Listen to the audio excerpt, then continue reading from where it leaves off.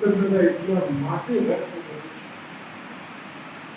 હું મારું ગ્રેટિટ્યુડ એટલા માટે વ્યક્ત કરું છું કે જેની આંખ એક અથવા બંને આંખો નથી એની મને સભાનતા છે કે આંખનું મૂલ્ય શું છે. તે બંને આંખો સૂરજ અને ચંદ્રમા જેવી કેટલી સુંદર. હું તારો આભાર કૃતજ્ઞતા કયા શબ્દોમાં બધું વ્યક્ત કરું. પ્રભુ મને એની પણ પૂર્ણપણે સભાનતા છે કે મને બંને હાથો આપ્યા છે. કારણ કે મને એ પણ ખબર છે કે જેનો એક હાથ કે બંને હાથ નથી એ લોકો પોતાનો રોજિંદો જીવનનો વ્યવહાર કેવી રીતે.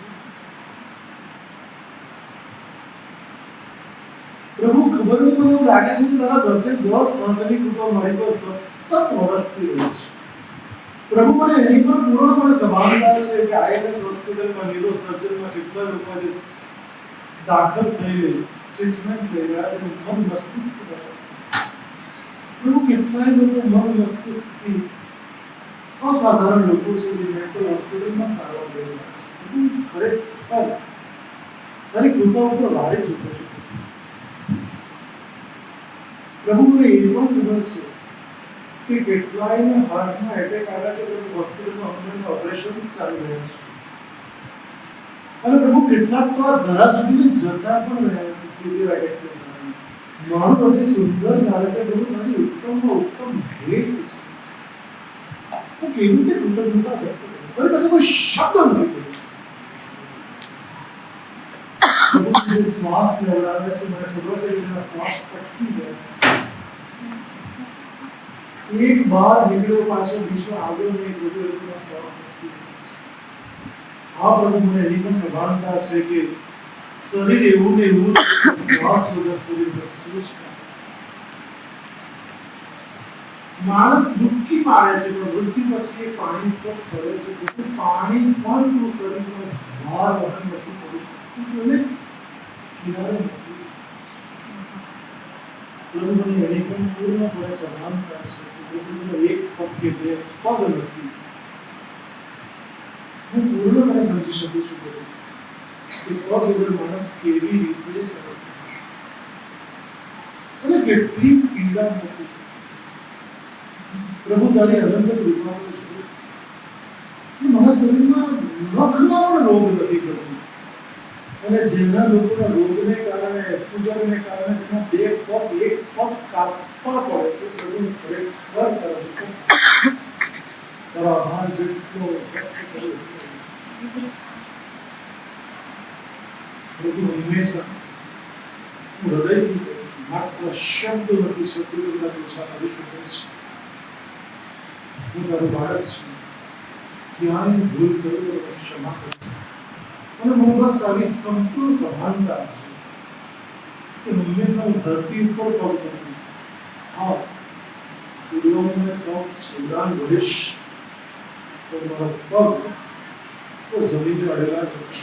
તારું ઋણ ક્યારે જિંદગી ભર પ્રભુ કે કેટલા સુંદર મારા આપ્યા છે. જે માએ 9 મહિના સુધી મારો ઉદ્ધાર લીધો છે. એટલું સુંદર લાલન પાલન પોષણ કર્યું છે. પ્રભુ તેના કેટલા સરસ પપ્પા આવ્યા કે જેના ખભા ઉપર રમ્યો. પપ્પાનું માથું પકડીને ઘોડો ઘોડો કર્યો. કેટલી સુંદરતા છે. શું અસીમ કૃપા છે. પ્રભુ જન્મો જન્મ આપણે આ જ માતા પિતા છે. આ તારું જ સર્જન છે. મને ખબર છે માનું સર્જન એ મારું સર્જન નથી પ્રભુ, તારું સર્જન છે. કેટલા સુંદર મને ભાઈ બહેન આપ્યા. તને ખબર નથી પ્રભુ કે હું એટલો રહી શકું નહીં એટલે કેટલા સુંદર કે પ્રભુ તેમાં નાનો બધા તેમાં પણ મારી મોટાઈ આપી દીધી. કેટલી સુંદર મોટાઈ આપી. ભલે મને મોટા ભાઈ બહેન આપ્યા પણ નાના બનાવીને પણ મને મોટો કર્યો. કારણ કે ભક્તિ સાથે લડી શકું, મારા મારી કરી શકું, હું મસ્તી કરી શકું.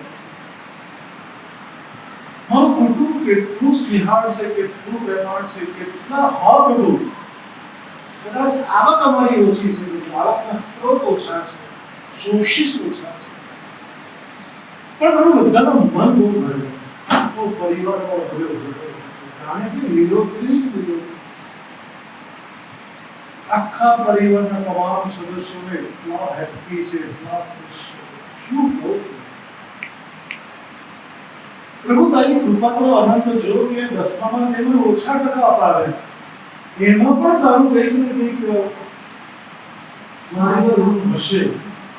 અને મને આર્ટ્સ લેવડાવે પ્રભુ, અને પ્રભુ મેં અગિયાર વાર આર્ટ્સ કરી. તારી એટલી મોટી કૃપા છે કે મારા જીવનમાં આવેલા તમામ શિક્ષકો એટલા સુંદર કે જેણે મને વિષય નહીં ભણાવ્યા, મને જીવન ભણાવ્યું.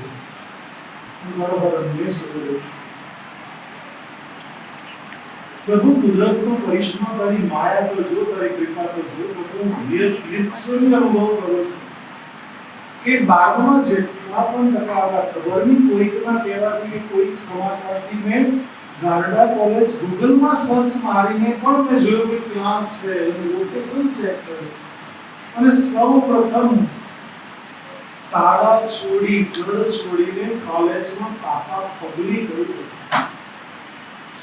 પ્રભુ તારી કેટલી અનંત કૃપા છે કે મને કોલેજના પહેલા જ દિવસે એટલા સુંદર સવર્ણો મને ભેટો કરાવ્યો. હું મારો રોગ કેવી રીતે અદા કરી શકું છું? કદાચ માણસોનું ઋણ તો કદાચ સર લોકોનું, માતા પિતાનું રોગ કદાચ કરી શકવાની મારી કોઈ ક્ષમતા પણ નથી, પરંતુ પાળતું કેવી રીતે કરી શકું? બસ કદાચ માણસોનું ઋણ તો કદાચ સર લોકોનું, માતા પિતાનું રોગ કદાચ કરી શકવાની મારી કોઈ ક્ષમતા પણ નથી, પરંતુ પાળતું કેવી રીતે કરી શકું? બસ તારું નામ સ્મરણથી કરી શકું. મને રસ્તો સૂઝે છે. મારી પૂજા, પ્રાર્થના, અર્ચના કરીને કદાચ કરી શકું. મને બહુ લાયકાત નથી, મને શીખવું. પણ કોલેજની અંદર પ્રભુ તે કેટલી કૃપા કરી કે કેટલા એવા સર હતા કે જેને મા કરતા પણ સારી કેર લઈ શકે, એક પિતા કરતા પણ ઉત્તમમાં ઉત્તમ કેર લે એવા સર છે. અને પ્રભુ તારી કૃપા તો જો વિષય પણ તે મનોવિજ્ઞાન સિલેક્ટ કરાવ્યું. તારી કૃપા કેટલી અનંત છે. અને જે મનોવિજ્ઞાન એ વિશ્વના સર્વશ્રેષ્ઠ વિજ્ઞાનો નામનું એક વિજ્ઞાન, જે વિજ્ઞાન એ માત્ર વિજ્ઞાન નથી, મને ચરિત્રના ઘડતરના, જીવન ઘડતરના પાઠો શીખવાનો. શું તારું અતિથિમાંથી ગ્રેજ્યુએટ વ્યક્ત કરું લાયકાત હું ખરેખર બીજા વર્ષમાં ભણું છું, પણ એક ક્ષણ જે મારી રીતે છે, હું એટલો હેપી છું. કરું મને એટલું શીખવાનું મળે છે કોલેજ શિક્ષણ સર ટીચર કે જાણે બસ કોલેજમાંથી બિલ કાઢી જ નાખવું જોઈએ. કોલેજમાં બિલ હોવો જ બસ જે સરને આવવું હોય, જે સરના લેક્ચરમાં લેક્ચર ભરવું હોય તો સર બોલ્યા કરે અને સાંભળે. સર તું વિશેષ, પ્રભુ તું વિશેષ નહીં આપશે તો ચાલશે, પણ મારા અનંત જ્ઞાન પ્રાપ્ત કરવું છે. કારણ કે પ્રભુ આટલી જ કૃપાથી મને ખબર છે, શ્રીમદ ભાગવત ગીતાના પાઠો વાંચ્યા પછી ખબર પડે છે કે જ્ઞાન જેવું ઉત્તમ બીજું કંઈ નથી. અને જ્ઞાન પીરસવાનું કામ મારા શિક્ષકો દ્વારા કરવામાં આવેલું છે. પ્રભુ બસ અંતિમ ઈચ્છા એવી છે કે પ્રભુ અનંત સુધી હું જીવું ત્યાં સુધી મને બસ આવા જ કોઈને કોઈ સર સ્વરૂપે કોઈક મારા માર્ગદર્શક જીવનમાં જેની સાથે હું હંમેશા સલાહ સૂચન કરી શકું, માર્ગદર્શિત કરી શકું, માર્ગદર્શિત કરી શકું, એવા વ્યક્તિનો સાથ હું બહુ જરૂરી છું. એ બધું કોલેજ કાળ પૂરો થાય પછી એવો જીવન સાથી આપશે કે જે મારા કદમથી કદમ વધારે ત્યારે અહંકાર છે. પ્રભુ મને એ પણ ખબર છે કે તે નક્કી કરી રાખી છે કે મારું જીવન સફળ થાય. અને પ્રભુ આજે ખરેખર એટીટ્યુડની વાત કહી રહી છે કે બધું એ વ્યક્ત કરે છે બહુ પ્રમાણિક તે જે મારા માટે કરેલું હશે ને પ્રભુ એ શ્રેષ્ઠ છે ક્યારે વિતાવું બસ તારી ઈચ્છા એ મારી ઈચ્છા સમજી મંજૂર કારણ કે વિશ્વમાં જ્યારે જન્મ લીધો ત્યારે ભગવાન શું છે મને ખબર નથી તો તું કહો કરું બસ પ્રભુ એક તક તારા ચરણોમાં રહેવાની હંમેશા છે કે તારું નામ શું હંમેશા તારા ચરણોમાં છે. So, that is attitude for my people.